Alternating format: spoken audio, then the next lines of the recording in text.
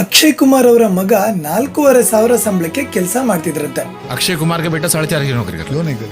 ಜನ full emotional ಆಗಿ ಇದು ಗುರು ಹಂಬಲ್ ಆಗಿರೋದು ಅಂದ್ರೆ ಅಂತಾರೆ. ಆದ್ರೆ ಒಂದ್ ಮಾತು ಹೇಳ್ತೀನಿ ಕೇಳಿ, ಫಿನಾನ್ಷಿಯಲ್ ಕಂಡೀಷನ್ ಅನ್ನೋದು ಒಂದು ಮೆಂಟಲ್ ಸ್ಟೇಟ್. ಅಂದ್ರೆ ಒಬ್ಬ ಶ್ರೀಮಂತ ಮತ್ತೆ ಬಡವ ಇಬ್ರು ಬಸ್ಸಲ್ಲಿ ಹೋಗ್ಬೋದು, ಆದ್ರೆ ಶ್ರೀಮಂತಂಗೆ ಬಸ್ಸಲ್ಲಿ ಹೋಗೋದು ಒಂದು ಚಾಯ್ಸ್ ಅಷ್ಟೇ. ಅವನ್ ಬೇಕಾದ್ರೆ ಕಾರಲ್ಲೂ ಹೋಗ್ಬೋದು, ಆದ್ರೆ ಬಡವಂಗೆ ಆತರ ಆಪ್ಷನ್ಸ್ ಇರಲ್ಲ. ಅವನ್ ತಲೆಯಲ್ಲಿ 1000 ಓಡ್ತಿರುತ್ತೆ.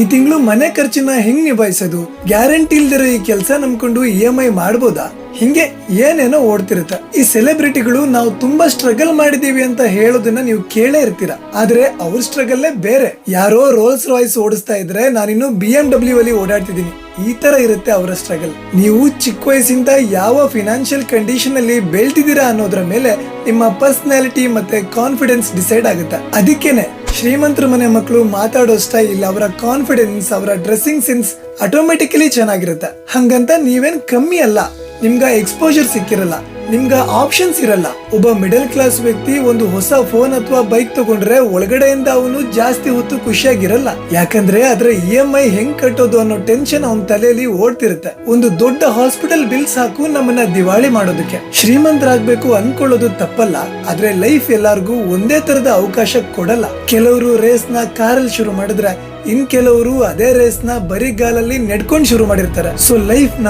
ಯಾವತ್ತೂ ಕಂಪೇರ್ ಮಾಡಬೇಡಿ.